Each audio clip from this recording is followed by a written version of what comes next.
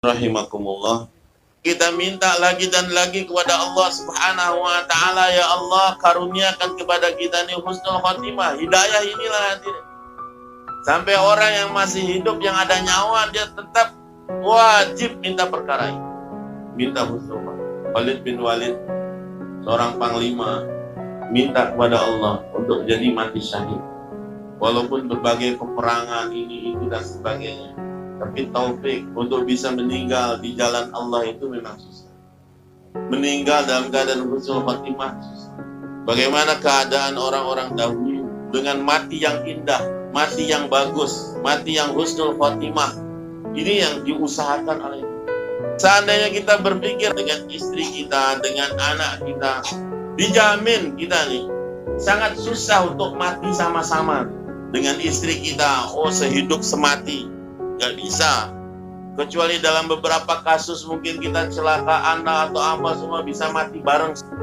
Untuk bisa husnul khotimah, kita akan saksikan bagaimana istri kita meninggal dunia duluan atau kita meninggal duluan, anak-anak kita duluan. Kita akan dapat pelajaran dari situ.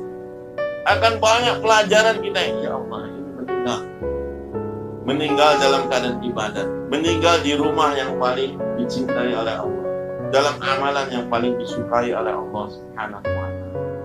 Hadirin yang dimuliakan oleh Allah, lalu kita bagaimana? Merancang kematian kita sendiri, merancang akhir hayat kita sendiri.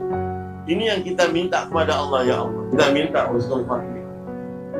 Dan sesungguhnya ini pilihan. Ini hanya hidayah taufik Allah. Mau kaya, mau miskin, mau orang hormat, Allah bisa pilih ini kepada siapa saja.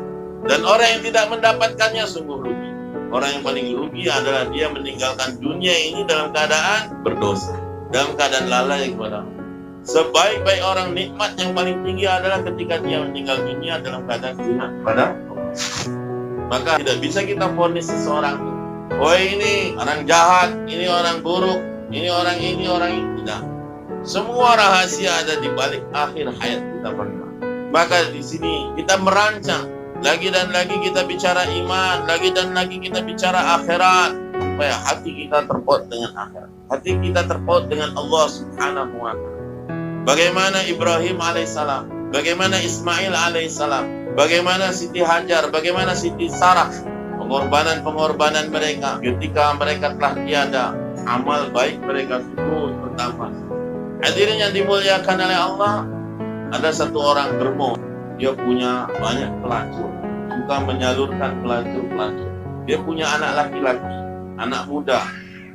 Anak laki-laki ini berteman dengan tetangganya. Kebetulan tetangganya ini suka rajin ke masjid. Maka dalam pertemanan itu, pemuda yang rajin ke masjid ini ngasih kaset CD, isinya bayan masyaih. Sama anak germo itu selalu disetel di rumah. Ibunya dengar, padahal ibunya ini mami, penyalur pelacur. Sudah terkenal di kampung itu bahwa ibunya ini adalah induk semang bagi para PSK. Maka hadirin yang dimuliakan oleh Allah, ketika anaknya itu setel, di rumahnya terdengar bayan tentang akhirat, terdengar bayan tentang iman, terdengar bayan tentang taubat, terdengar bayan tentang ampunan. Begitu habis selesai, kata ibunya, setel lagi nak, disetel lagi. Udah selesai satu balikan, setel lagi nak, diulang lagi. Sampai 7 kali hari itu ibunya mendengar berulang-ulang. Bayan itu diulang-ulang, terdengar. Sampai ibunya katakan, kamu ini dari mana dapatkan kaset? Dari teman, siapa? Diulang. Ayo kita ke sana. Langsung sama ibunya, minta ke sana, datang ke temannya itu. Tanya sama temannya, ya siapa yang berikan kamu kaset? Oh, imam masjid. Antarkan ke imam masjid. Bawanya ke imam masjid. Begitu datang ke imam masjid, si ibunya tanya, wah imam, ini saya dengar ini kasetnya hari ini 7 kali saya dengar. Ceramah itu saya ulang-ulang sehingga saya hafal. Sedangkan kamu tahu apa perbuatan saya, kesibukan saya. Kamu tahu kan? Ya, saya tahu. Lalu apakah benar dalam kaset itu dikatakan Allah akan ampuni semua dosa seandainya seorang itu bertobat? Kata imam itu betul bu. Seandainya siapapun yang memiliki dosa sepenuh lautan, setinggi gunung, semuanya ini akan diampuni oleh Allah SWT. Maka kata ibu itu, wahai imam, saksikan, hari ini saya akan bertobat. Doa kepada Allah, doakan saya supaya Allah terima tobat. Maka imam seketika itu juga dia berdoa, ya Allah terimalah tobat itu. Dia pulang ke rumahnya, dia pulangkan semua PSK anak didiknya itu hadirin. Kemudian ketika itu bulan Ramadan, dia langsung rajinkan dirinya pergi ke masjid. Di ruang tempat khusus wanita, dia banyak menangis, dia minta ampun pada Allah SWT. Dia banyak berlama-lama dalam zikir, dalam tilawat, dalam istighfar, terus dia begitu. Sampai pada malam 29. Begitu ketika sholat witir, Allah SWT cabut nyawanya ketika dalam sujud. Siapa yang atur? Seorang dermo yang memiliki PSK demikian banyak, tapi dia bisa tobat kepada Allah SWT. Ini hidayah. Akhir hidup yang cantik Allah berikan kepada kekasih-kekasih.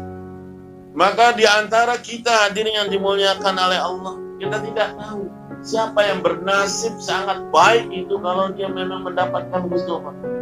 Bertobat dulu, bertobat di akhir hayat, minta kepada Allah, ampuni atas kesalahan. Kita beramal banyak, beramal baik banyak, tapi juga berdosa pun banyak. Maka kerinduan kepada akhirat, kerinduan kepada Allah, kerinduan kepada kesalehan ini harus terus kita